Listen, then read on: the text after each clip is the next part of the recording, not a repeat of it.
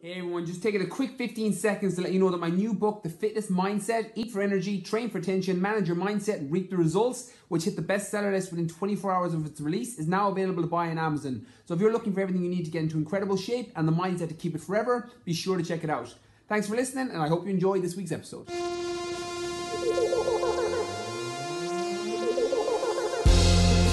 Welcome to Brian Keane Fitness Podcast, where we talk everything fitness, nutrition and mindset with your host Brian Keane. Hey everybody, welcome to another episode of the Brian Keane Fitness Podcast. We talk everything fitness, nutrition and mindset to help you with your goals. Today's episode is going to be a little bit of a different one. I'm going to talk on the top 5 books that have changed my life. So I know a lot of you that listen to the podcast are either into reading or you're into audiobooks or you're into podcasts or videos that break down the ideas in books. So hopefully today's episode will help break down some of the ideas in the books that have probably changed my life more than any others. So before I get into the books that have helped me, for those of you who've been following me a while, you know I'm a big reader. I read 2 or 3 books every week between audiobooks and physical books. And one of the biggest things that has changed for me over the last probably 2 years that has completely changed the trajectory of my life is reading more books and getting up earlier. So now I get up earlier in the morning at either 5, half 5, 6 a.m. Because it allows me to concentrate better. If I'm riding, not everybody else is awake yet, so it allows me to concentrate better. Or if I'm training, it allows me to get it done so I'm not worrying about getting my workout in later on in the day, and it works to get me into that kind of flow state where I can disconnect from the world and then all my ideas become clear at the end of my workout. And then I go about my day and I work for the 12, 13 hours after that. So one of the biggest things that has changed is reading more books. So what happened for me first was when I was working as a primary school teacher in London, I never read many books. And the truth is I still don't read that many books. I only read about a book a week in terms of my overall intake that I get in. But I listen to probably 2 books a week and sometimes 3 because my eyes get tired. What I find brilliant with Audible and audiobooks is even if you've had a long day and you're tired and your eyes are strained, you can still passively listen to an audiobook. One of the reasons that I cut my book originally, The Fitness Mindset, which is the best-selling book, 8 weeks on Amazon, best-selling book in Irish bookstores, and it's sold in the UK as well. And one of the reasons that I cut it down to 30,000 words was I wanted a book that people would read. I've literally bought books that have looked so daunting with 500 or 600 pages that I've never started them. And I wanted to write my book, it's 186 pages, so that people would read it and it would cut out any waffle. Because the truth is, every book you read, there's only a couple of nuggets of gold in them, or there's some has 10, 12 nuggets of gold in them. But there's a lot of filler on pages just so they can bulk up the size of a book. I didn't want to write a book like that. I wanted to keep all the gold and I cut out everything that was possible to take out. And one of my favorite things in some of the books that I'm going to mention in today's episode is they're similar. The nuggets of gold in them, if you're in a place to accept the information that's in the book, it can change your entire life. One of the reasons that I struggle recommending audiobooks or physical books sometimes is that if you're not in a place in your life to accept the information, it may not change you. The example that I always use is Gary Kelleher's The One Thing, which is one of my favorite books now, where he effectively talks about that if you break everything down in terms of your daily output and what you need to do, there's normally only one thing that you really need to do every single day. And if you do it, it makes everything else obsolete, or you can push it into another day. And I build a lot of my life. For those of you who listen to my episode with Trace, who's the Instagram competition winner, I talk that even on my daily layouts, I break my day into my to-do list, which is normally my one thing that I need to get done today. A certain video I need to make, an email I need to send, a piece of writing that I need to put up. And then I break up the rest of the day into the content that's going out, and then my brand stuff, which is my Q&As, the stuff that I love doing that I would do for free. And Gary Kelleher's book took me 3 attempts because I listened to it twice and I got about halfway and then I stopped because I couldn't get anything from it. And the 3rd time I listened to it, it's now one of my favorite books because I was in a place to accept the information that was in it. So even though I'm going to share the books that have changed the trajectory of my life, they may not be the ones that help you right now. But what I'm going to do is hopefully when I explain on the ones that have helped, I'll talk through where I was at in my life. I'll bring you to that period of time and the reason that the book helped me so much. So it's a case of not giving up just because you had a recommendation from me or somebody else. You may not be in a place to accept the information. There's nothing wrong with that. We have in our brain called the reticular activation system. It's basically your brain's internal GPS. It's what tells your brain what to focus on. And the example I gave, that if you're wearing the same t-shirt as somebody else, it's the first thing you notice when you walk into a room. That's your reticular activation system setting off. Books are similar. So when you're reading and you take a piece of information, you're going to get that knowledge and that golden nugget at that moment in time. One of the reasons that I reread my favorite books over and over again is because I'm in a different place in my life. I read Charlie Munger's Poor Charlie's Almanac. It's the only book that I have physically that I finish it and I go right back to the start and I reread it again, because it's one of those books that gives me something new every time I read it. Mastery by Robert Greene, which is my favorite book of all time, is a book I listen to every year because it allows me to access different information on people that have mastered their fields in sport, in athletics. He talks about Leonardo da Vinci, Napoleon Bonaparte, people who have mastered their field, the 10,000 hour rule, that you put 10,000 hours into something to become a master. And every time I listen to it or read it, I get a new piece of information or a new nugget of gold because my life is in a different direction. So today's episode, I'm going to talk on the books that aren't necessarily the books you must read before you die, but they're the ones that have changed the trajectory of my life, and hopefully it gives you something to add to your list, and it will do something similar if you consume the books and information on them. So the first book brings me back to when I was working as a primary school teacher in London. So for those of you that don't know my background, I was a primary school teacher. I had a side hustle for 2 years where I was working full-time as a primary school teacher, but I was also taking clients in the park. I was in a gym temporarily. I went broke and then had to go back to a park and take a teaching job to pay my to pay my bills in London. And I set up my side hustle on the side, which is effectively training clients and doing fitness classes in the park. And I read a book, or listened to a book. One of the things that changed my entire outlook was I've always been an audio learner. I'm not great physically reading because my brain just doesn't take the information in the same way. And somebody recommended this Audible app, which is basically the Amazon app for audiobooks. I have no affiliation with Audible or Amazon or anything like that, but it's the app that I use for all my audiobooks. I've got, I think, 450 books in my Audible library now, and I downloaded it 4 years ago before I moved to London. There was a book by Robert Kiyosaki called Rich Dad, Poor Dad that I had been recommended to by a friend when I was working full-time as a primary school teacher and I was doing my side hustle in the evenings. I downloaded this book in September and finished it probably in October. It took me a while to get through it. So on my commute to work, I used to listen to this book. And Rich Dad, Poor Dad is effectively, it's a book about a real estate investor in Hawaii, and he talks about his two dads. He had his real dad, who was his poor dad, who was highly educated. He had a master's degree, worked as a teacher, but was always broke. And he talked about his rich dad, who had dropped out of school, failed all his exams, but was now becoming one of the richest men in Hawaii. And he talked about how he learned from his rich dad and learned from his poor dad. And he talked about how he built up his businesses, he built up real estate. But what this book did for me was it shattered all my misconceptions on how to succeed in business and how to succeed in life by changing your mindset and the way you see the world and the way you see business. I grew up in a system, and I've got 2 degrees. I've got an honors degree in business. I've got a postgraduate degree in teaching. And I love the system. When I went to college, I thrived in that environment because I loved the system. I loved giving speeches. I loved the marketing aspect of the things that I did. But I always came through the belief system that my mum and dad had and my family had, that you went to college, you got a degree, you got a job, and that was it. And that's how you were successful. And because that was my belief system, I thought that was the only way that you could do it. And the truth is, when you see the world in a certain way, and you can only see it from one vantage point, you can't see the forest amongst the trees, because all you can see is the tree that's in front of you. And when I read this book, and he was talking about his poor dad who had done a master's degree, he was working consistently non-stop, but never had enough money. They never were able to do what they had a nice house and a nice car, but he had his poor dad who was dropped out of school, who failed all his exams, and was now becoming one of the richest men in Hawaii.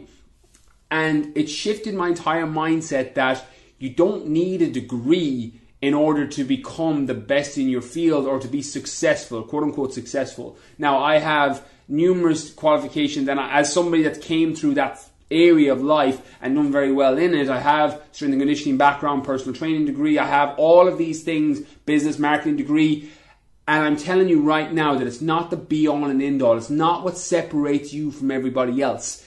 What separates you is the way you see the world and your ability to put in the right information into your head so that you can change your outlook on life, and as a result, change the way your physical world is. Your thoughts become things. The things you put into your mind will become your thoughts, and your thoughts lead to your actions, and your actions dictate the entire direction of your life. There's getting a degree and getting a good job is one way of doing it, and it is a completely practical way of going through life. And they say that traditional education will make you a life or make you a living. Self-education will make you a fortune. And Robert Kiyosaki, Rich Dad, Poor Dad, was my first book that allowed me to understand that the world didn't necessarily work the way I saw it because I had been brought up a certain way.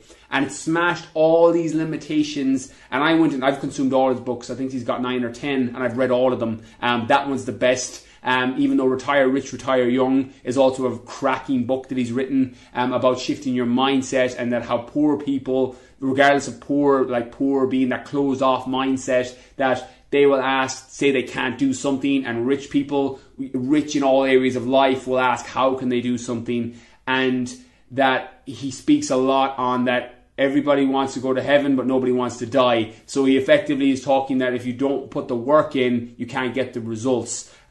So that book shifted my entire limiting belief system that I had grown up with, and was able to change the direction of my life.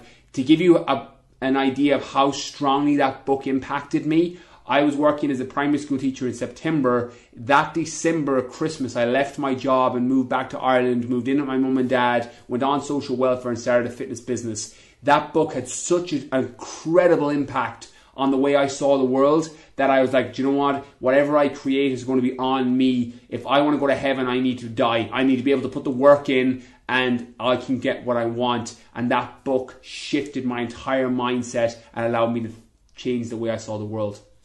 The next one then is one that people have heard me mention a lot that follow me on social media, and that's Tony Robbins' Awaken the Giant Within.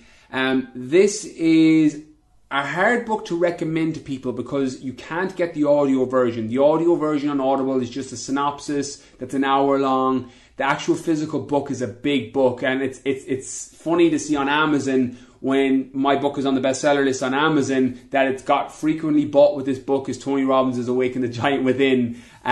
So Tony, you're welcome for for all the people that I've sent your way. But the truth is that book massively changed a couple of limiting beliefs that I had on my own life. I read that book probably about 12 to 14 months ago, and it's a big book. Like, it's one of those that you really have to eat the frog and look at it like eating an elephant. That how do you eat an elephant? You eat it bite by bite. And that's how I broke up Tony Robbins' book, because it's a mammoth size. And I just did it chapter by chapter. I was like, okay, I'm going to read a chapter a week until it's finished. And I broke it up that way, and I'm so happy that I did, because I had a couple of limiting beliefs that I didn't even realize I had. And one of the reasons that I read so much and I consume so many podcasts and I consume a lot of information that supports my end goal is it's trying to bridge that gap between things you don't know and the things you don't know you don't know. Because the things we don't know, we can learn about. But there's normally things that we don't even know we don't know. And that's where you can really get messed up. And when I was reading Tony Robbins' Awaken the Giant Within, and he was talking about belief systems, and he uses the analogy of legs on a chair, that if you've got 50 legs supporting the table, if you've got 50 legs supporting the table, and every leg is a belief, it's very hard to knock that table. But if you start taking away those legs, it becomes rockier. And then when you take them all away, you shatter all of those belief systems, and now you're fresh. They say, Bruce Lee's quote, that a cup's usefulness is in its emptiness. And that's how I felt when I was reading Tony Robbins' book. I had a couple of my own limiting beliefs in terms of financial and monetary caps that I had, in terms of relationships, in terms of scaling my business to a certain level. that I had self-created, because all limitations are self-created limitations.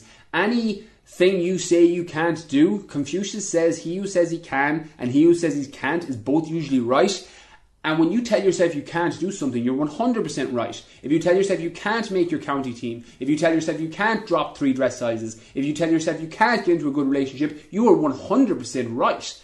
And what Tony Robbins' Awaken the Giant book did for me was it allowed me to look at the areas of my life where I was holding these limiting beliefs and to take away some of those stables or some of those legs on the table that were stopping me moving forward. When I finished that book, the only analogy I can give is I felt like the world had a ceiling over it, or a glass container over it, and I felt that ceiling had been removed. It allowed me to look at the things that were important to me in my life. It allowed me to reevaluate what success looked like for me, because I didn't know. And the truth is, I always say that you can't hit a target you can't see, but you can't hit success if you don't know what success is for you. So I wrote down what success meant for me. Success for me was never worrying about paying bills again, because there was a time in my life, and I've spoken about this in other podcasts, that I was broke going through my couch trying to get money for the bus, because I'd spent all the money that I had trying to get a personal training business off the ground. And I was dead broke. I didn't have any money in my account. I didn't have anything coming in. I was horribly embarrassed. I didn't tell any of my friends. I was 23 or 24. And it was a horrible experience. One of the reasons that I'm so good with money now, and I'm so strong and very standoffish in terms of the investments that I make, was down to being stupid with it back then. And I didn't realize that a lot of my success wasn't down to what I was earning. I'm very fortunate to make the living that I make, but my success was having to worry about never paying bills, because that was the month that I didn't know if I was going to make my rent that month. I didn't know if I was going to be able to pay the bills in the house with the other guys I was living with. That was a very scary and humbling time. And again, it's relative, because people in the world are going through a lot worse, but it's relative. And I remember feeling like an absolute failure. And again, this is something that I've learned over the years, that failure isn't an attribute. Failure is a thing that happens, and also failure is just the way you see it. But I felt like a failure. I felt horrible about myself. My self-worth was at an all-time low. I had no money, and I felt absolutely horrible. I didn't know where I was going to get my next paycheck. I didn't know where I was going to get my money from. And I remember when I drew up my success ladder, and the things that were meant success to me, it was not being worried about paying bills, not being worried about covering my mortgage, not being worried about having to put food on the table. And I wrote that down. And then below it was, I wanted to be able to take time off in the day to spend time with my daughter Holly if I needed to. If her mum was bringing her to a play place or a park, or she has a recital in a few years or a school play, I want to be the dad that was able to take an hour off during the day and go and see her, because she's the top of my value ladder. She always will be. Business will always be second or third, and other things will always be below it. And they were my 2 visions of success. And Awaken the Giant Within, on the chapter, and when he talked about finding what success means for you, really allowed me to hone in on that. And then every decision I make to this point is down to, right, am I financially secure? And I'm very fortunate with the way my book has gone, with the programs that I have, the speaking that I do, that lots of different areas I'm very, very fortunate to be in, that I largely right now don't need to worry about finances for the foreseeable future. But it started with the success of not having to worry about paying bills.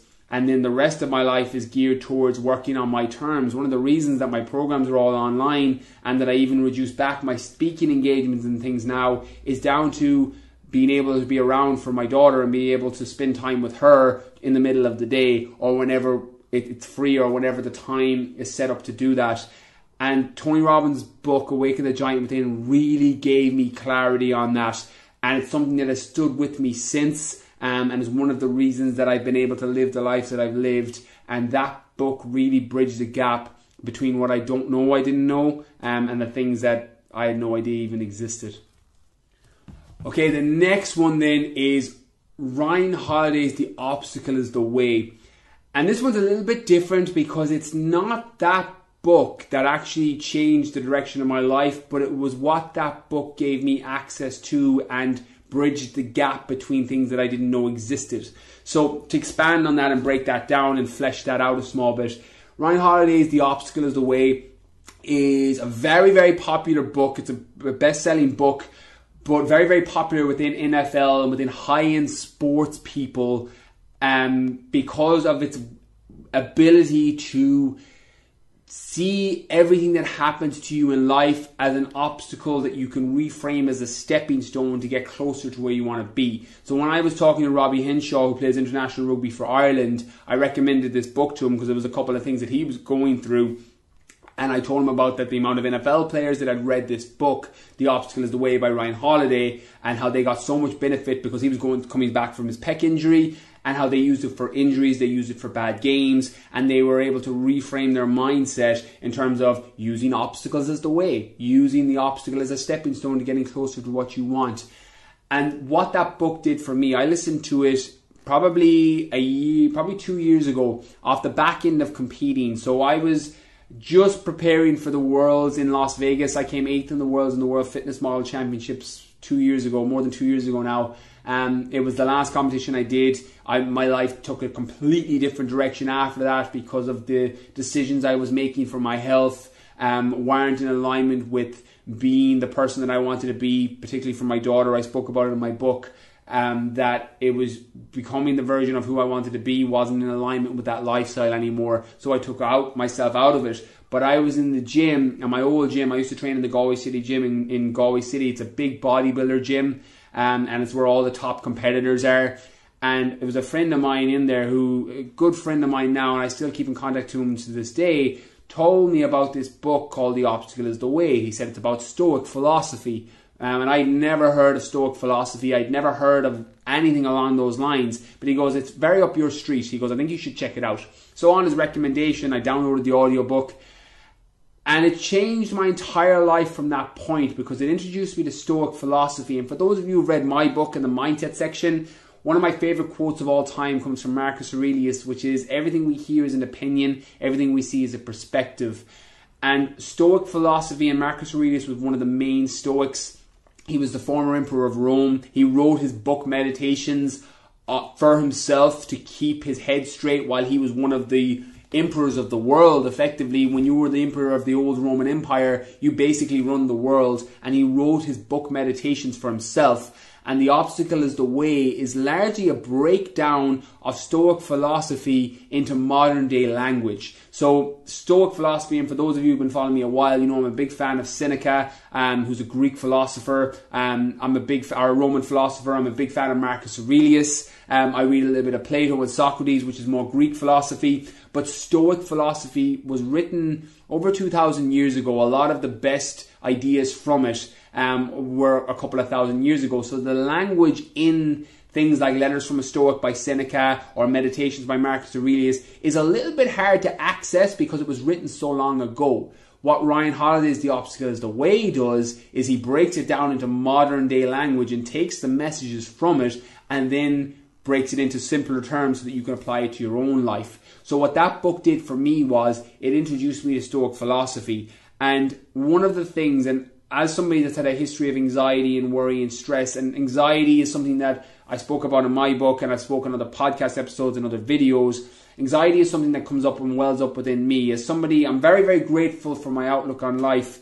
But sometimes and I'll use myself because you're your own best example, sometimes I'm very much caught in the future. Like I can tell you where I'm going to be in 10 years. I can't tell you how I'm going to get there, but I'm going to tell you who I'm going to be and what I'll have as a result of who I've become.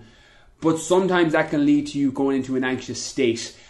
Because anxiety comes from thinking about the future. It's different to fear. Fear and anxiety are not the same thing. Fear is where there may be an immediate threat that may cause you harm. Anxiety is worrying about an immediate threat where there's no chance of you getting harmed.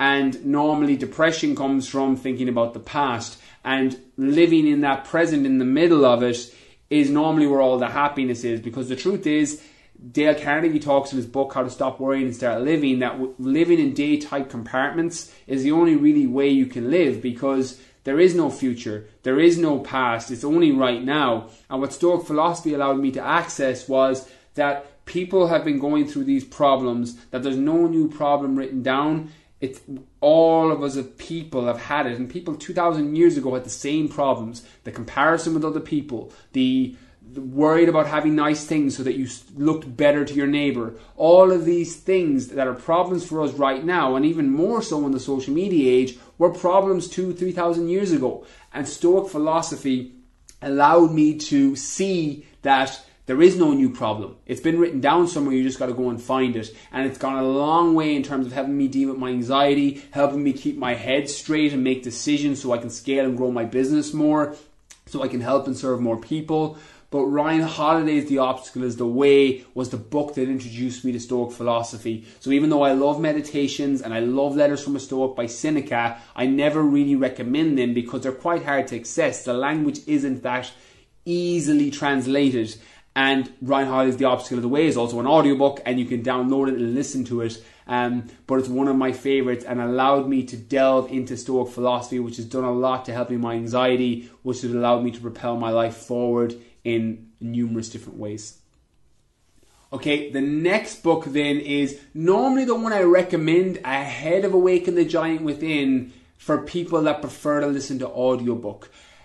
The book is The 20 Success Principles by Jack Canfield. So Jack Canfield is one of the main people who was featured in The Secret. And I think the reason that I didn't get that much from The Secret, obviously I have my own issues with the law of attraction without action is just a fucking distraction. But the law of attraction by its nature is brilliant if you can back it up with action. And Jack Canfield was one of the main people in The Secret. It was one of the reasons that I picked up the book to try and read it.